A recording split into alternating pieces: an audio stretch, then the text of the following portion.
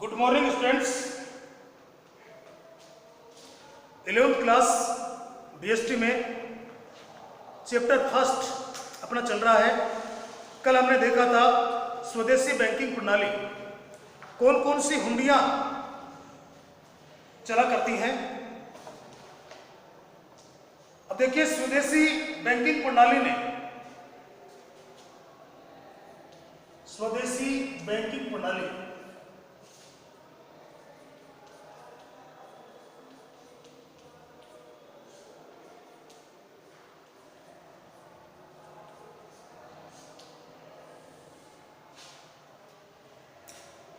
स्वदेशी बैंकिंग प्रणाली में मुद्रा उधार और साख पत्रों के माध्यम से घरेलू और विदेशी व्यापार के वित्त पोषण में महत्वपूर्ण योगदान किया। ये जो स्वदेशी बैंकिंग प्रणाली है, कहने का अर्थ प्राचीन भारत में उस समय इसने व्यापार को काफी आगे बढ़ाया। बैंकिंग के विकास के साथ लोगों ने बैंकरों के रूप में काम करने वाले व्यक्तियों और सेठों के साथ कीमती धातुओं को जमा करना शुरू किया। कृषि और पशुपालन प्राचीन लोगों के आर्थिक जीवन के महत्वपूर्ण घटक हुआ करते थे। यहां तक हमने कल बात की थी कारखाना क्या होता है। अब आज देखते हैं, देखिए मध्यस्थों का उदय।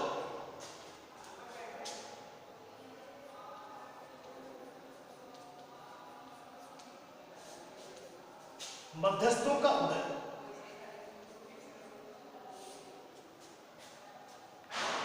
व्यापार के विकास में मध्यस्थों की प्रमुख भूमिका रही है। उन्होंने व्यापार और विशेषकर विदेशी व्यापार का जोखिम वहन करने की जिम्मेदारी लेकर निर्माताओं को वित्तीय सुरक्षा प्रदान की। मध्यस्थ जिनको एजेंट कह सकते हैं, जिनको कमीशन पर काम करने वाले लोग कह सकते हैं, इन्होंने व्यापार में मौद्रिक क्रियाओं में मध्यस्थता करके निर्माताओं को वित्तीय सुरक्षा प्रदान की।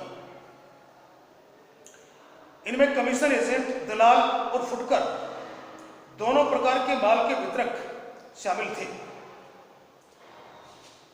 देखिए वितरण, माल के वितरण की एक कड़ी होती है। मैंने आपको बताया था कि चाय का उत्पादन आसाम में होता है, लेकिन चाय की मांग पूरे भारत में है और चाय हमारे घर तक पहुंच जाती है। अब कैसे पहुंचती है? उत्पादक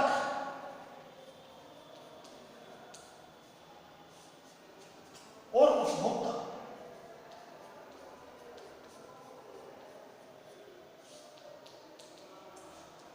उत्पादक प्रथम होता है जो माल का उत्पादन करता है। उपभोक्ता जो वस्तु को अंतिम रूप से उपभोग में लेता है, उपभोक्ता कहलाता है। उत्पादक और उपभोक्ता इनके मध्य में अभी कोई नहीं है। लेकिन मेरे कहने का मतलब यह है कि उत्पादक जो चाय का उत्पादक है वो आसाम में रहता है, उपभोक्ता जयपुर में रहता है। अगर इनके बीच में कोई नहीं होगा तो उपभोक्ता को चाय लेने के लिए आसाम में जाना पड़ेगा, और 1 किलो चाय अगर आसाम से लेकर आएगा तो 5-7 हजार रुपए की पड़ेगी, जबकि हमारे को घर के आसपास 500 रुपए 400 रुपए किलो में चाय मिल जाती है। तो इनके बीच में जो लोग काम करते हैं वो मध्यस्थ कहलाते हैं। अब बीच में कौन कौन आते हैं? एजेंट, थोक व्यापारी,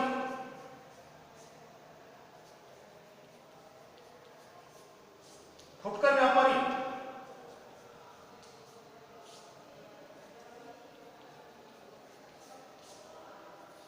ये सब मध्यस्थ हैं।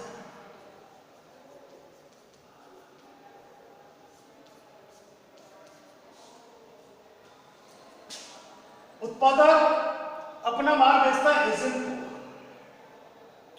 एजेंट अपना माल देता है थोक व्यापारी को, थोक व्यापारी से माल जाता है फुटकर व्यापारी के पास, और फुटकर व्यापारी से आता है उपभोक्ता के पास।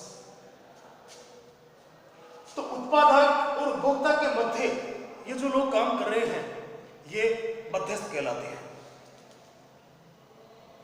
जो माल के वितरण का काम करते हैं। विदेशी व्यापार बढ़ता हुआ एशिया में बड़ी मात्रा में सोना चांदी और महत्वपूर्ण धातुएं और इसकी बड़ी राशि भारत की ओर रही। यानी उस समय में जो विदेशी व्यापार किया जाता था, सोने चांदी के सिक्के, बहुमूल्य धातुओं के सिक्के चला करते थे, तो इनकी उसमें महत्वपूर्ण भूमिका होती थी। जगत सेठ जैसी संस्था का विकास हुआ और मुगल काल और ईस्ट इंडिया के दिनों में उनका बहुत प्रभाव रहा। पहले गांव में, शहरों में जगत सेठ, साहूकार, इस प्रकार के देसी बैंकर हुआ करते थे, जो मुद्रा के लेन देन, धन के लेन देन का कार्य करते थे।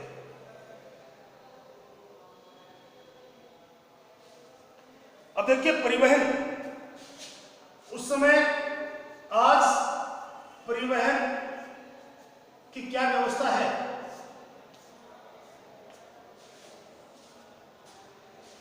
परिवहन क्या काम करता है? कच्चे माल को कारखाने तक पहुंचाता है और तैयार माल को उपभोक्ताओं तक पहुंचाने का काम करता है। तो प्राचीन काल में जल और स्थल परिवहन लोकप्रिय थे। उस समय हवाई मार्ग नहीं हुआ करता था। प्राचीन काल में एंशिएंट इंडिया में उस समय हवाई मार्ग नहीं था, थल मार्ग था, समुद्र मार्ग था, जो आज भी है। व्यापार जमीन और समुद्री मार्ग दोनों के माध्यमों से होता था। स्थल मार्ग से भी व्यापार होता था, समुद्री मार्ग से भी व्यापार हुआ करता था।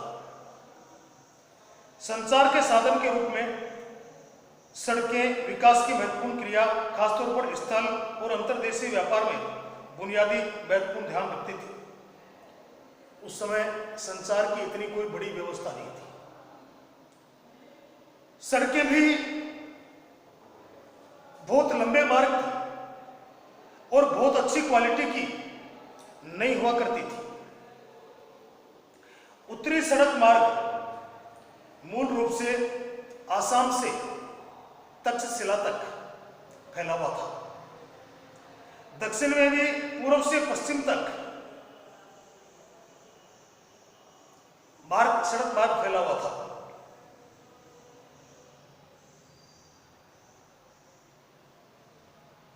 तो कहने का मतलब बच्चों यह है कि उस समय परिवहन के साधन आधुनिक नहीं हुआ करते थे। समुद्र में चलने वाले जहाज भी इतने आधुनिक नहीं थे। स्थल मार्ग भी इतने अच्छे नहीं हुआ करते थे। नए परिवहन के साधन इतने आधुनिक थे उस समय। लेकिन फिर भी जो भी साधन उस समय उपलब्ध थे, उनसे उस समय व्यापार हुआ करता था। काली मिर्च का व्यापार यानी आयात निर्यात उस समय हुआ करता था। काली मिर्च को काले सोने के नाम से जाना जाता था। क्या कहा जाता था बच्चों? काली मिर्च को उस समय काले सोने के नाम से जाना जाता था। काली मिर्च विशेष रूप से रोमन साम्राज्य में मूल्यवान थी, और मूल्यवान थी इसलिए इसको काले सोने के नाम से जानते थे।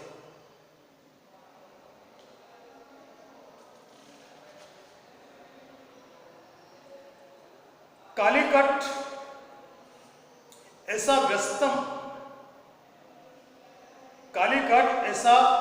व्यस्तम विक्रय का केंद्र था, जहां मध्य पूर्व से लोबार, गंधार लेने के लिए चीनी लोग जहाज से आते थे, और साथ ही साथ भारत से काली मिर्च, हीरे, मोती और कपास भी अपने साथ लेकर जाते थे।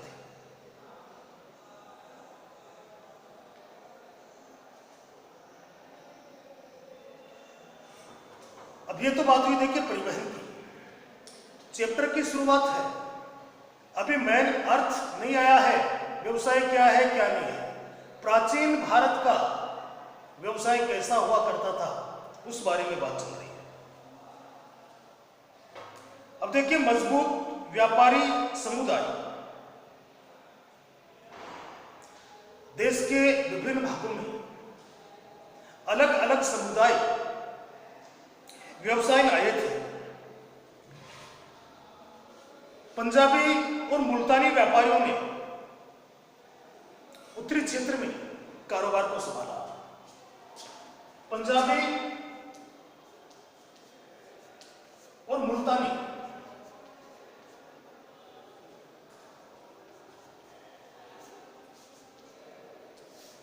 पंजाबी पंजाब के रहने वाले थे, मुल्तानी मुल्तान के रहने वाले थे।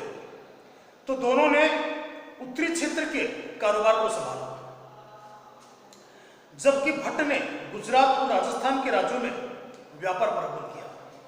भट्ट नाम का जो समुदाय था, इस समुदाय ने गुजरात और राजस्थान में राज्यों का प्रबंध किया। पश्चिमी भारत में व्यवसाय करने वाले जो समूह हुआ करते थे उनको महाजन कहा जाता था। पश्चिम भारत में व्यवसाय करने वाले जो समूह थे उनको महाजन के नाम से जाना जाता था। अहमदाबाद जैसे कई क्षेत्रों में व्यवसायों का मुखिया अहमदाबाद जैसे कई क्षेत्रों में व्यवसायों का मुखिया नगर सेठ के नाम से जाना जाता था। नगर सेठ किसको कहते थे? व्यवसायियों का मुखिया।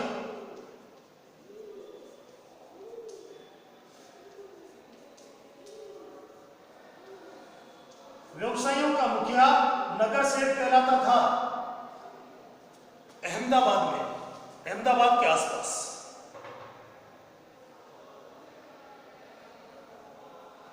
अन्य शहरी समूह में व्यावसायिक वर्ग हकीम और वैद्य, उस समय हकीम और वैद्य हुआ करते थे। आधुनिक डॉक्टर जो आज हैं वो उस समय नहीं थे।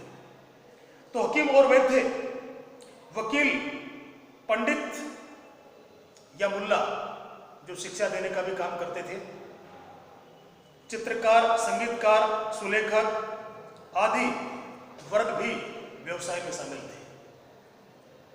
व्यवसाय वस्तुओं का तो होता ही है, सेवाओं का भी व्यवसाय होता है। तो इनकी सेवाएं भी उस समय व्यवसाय की गिनती में ली जाती थी।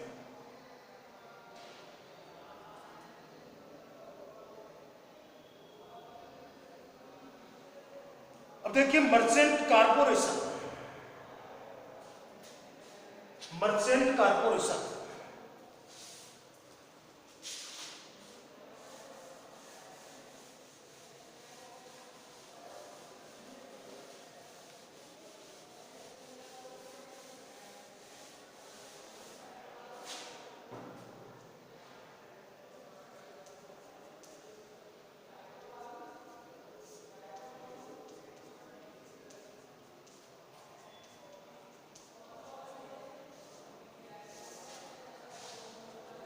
क्या है? मर्चेंट कारपोरेशन व्यावसायिक समुदाय ने गिल्ड से अपनी प्रतिष्ठा और ताकत प्राप्त की, जो अपने हितों की रक्षा के लिए स्वायत्त निगम थे।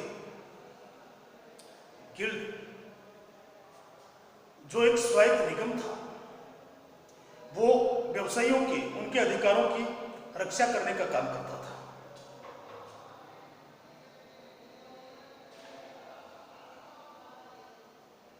ये निगम औपचारिक रूप से संगठित हुए, अपने स्वयं के सदस्यों के लिए नियम और आचार संहिता बनाई, जिसे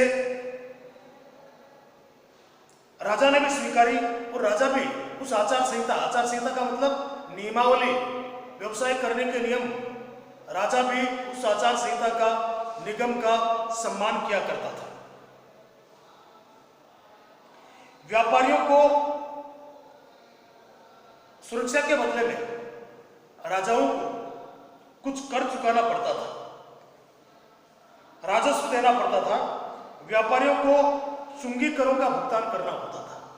चुंगी एक शहर से दूसरे क्षेत्र में जब कोई व्यापारी उनका वाहन प्रवेश करता था तो चुंगी नाके हुआ करते थे और वहां टैक्स वसूला जाता था, जिसको चुंगी कर कहा जाता था। वो टैक्स राजा के खजाने में जमा होता था। तो चुंगी कर अधिकांश प्रमुख वस्तुओं पर अलग अलग दर पर लगाए जाते थे। उनका भुगतान नकद, और अगर नकद नहीं होता था तो कोई न कोई वस्तु के रूप में उसका भुगतान किया जाता था।